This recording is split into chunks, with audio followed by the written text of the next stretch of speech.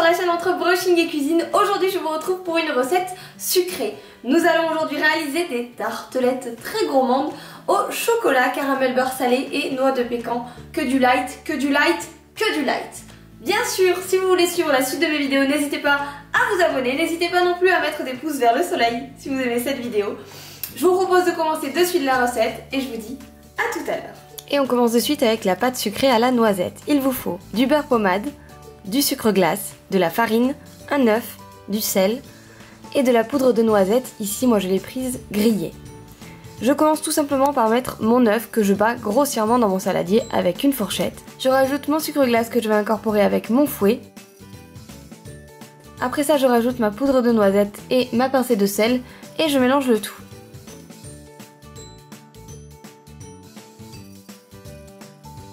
Je rajoute d'un coup ma farine que je vais mélanger avec une spatule pour que le tout forme une pâte homogène.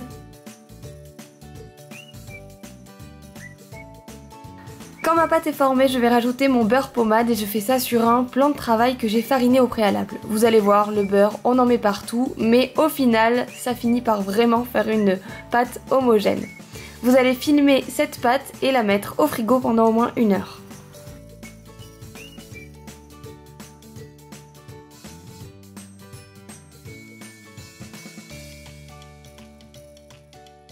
Une heure après, votre pâte est bien solide, comme vous pouvez le voir. Vous allez l'étaler avec le rouleau à pâtisserie et pendant ce temps, vous faites préchauffer votre four à 180 degrés. Une fois que ma pâte est bien étalée, je passe un coup de spatule en dessous pour vérifier qu'elle n'a pas accroché au plan de travail. Puis je vais mettre mes moules à tartelettes dessus et couper un cercle de pâte plus grand que le diamètre de mes moules.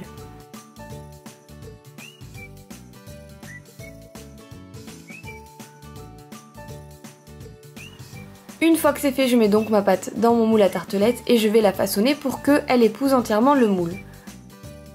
Ici, je n'ai pas fariné mon moule puisque ce sont des moules anti-adhésifs. J'enlève le surplus de la pâte avec un petit couteau en raclant les rebords que j'ai donc préalablement repliés sur mon moule. Et avec une fourchette, je pique le fond de ma tarte. Je vais maintenant utiliser du film à micro-ondes. Attention, c'est important que ce soit pour le micro-ondes. Et je vais le mettre dans mon moule à tartelettes. Je vais remplir ceci de farine que je vais tasser bien avec ma cuillère à soupe pour que la farine épouse entièrement ma tartelette. Ceci va remplacer en fait nos billes de céramique et éviter que notre pâte sur les côtés ne s'affaisse lors de la cuisson. Je prends du film micro-ondes car celui-ci résiste à la cuisson. Je vais fermer mon petit ballotin de farine et vous allez voir qu'à la cuisson, le dessus va un petit peu fondre mais le reste va tenir et il n'y aura pas du film partout dans votre tartelette. Je mets à cuire 15 minutes à 180 avec le ballotin et je recuis 15 minutes sans le ballotin. On passe maintenant à la ganache. Il nous faut du chocolat au lait, de la crème liquide et du chocolat noir. Pour la ganache, rien de plus simple, je casse mes 2 chocolats dans le saladier, je verse ma crème liquide, je mets le tout au micro-ondes et je mélange. Une fois que ma pâte est cuite et refroidie, je vais garnir mes moules avec de ma ganache. Je tape un petit peu pour que ma ganache se répartisse bien. Et après, je vais napper le tout d'un caramel beurre salé. Vous avez la recette en cliquant sur la tartelette. Soyons généreux, hein.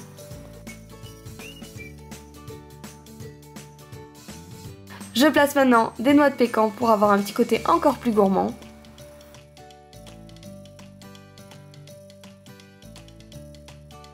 Et voilà, vos tartelettes sont prêtes à être dévorées. Si vous voulez faire une tarte entière, il vous suffit de doubler les quantités que vous trouverez en barre d'infos.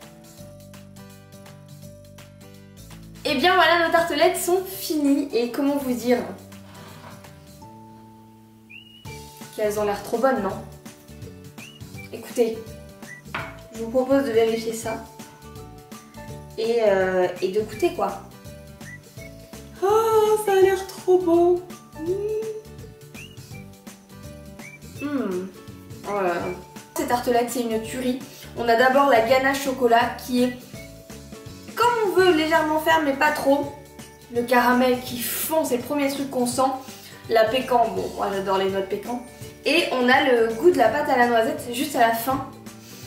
Et franchement, ben, il en reste que deux, enfin une et demie. Parce que y a déjà des gourmands qui les ont mangés.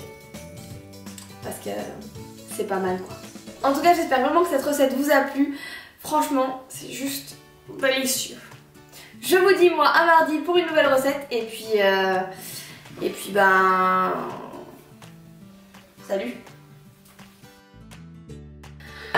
Il y a déjà des gourmands par chez moi qui sont passés. Oui oui oui. Oh là là, la tuerie. Oh, la tuerie. Hein? On voit pas tout. Pas tout. Ça existe pas tout.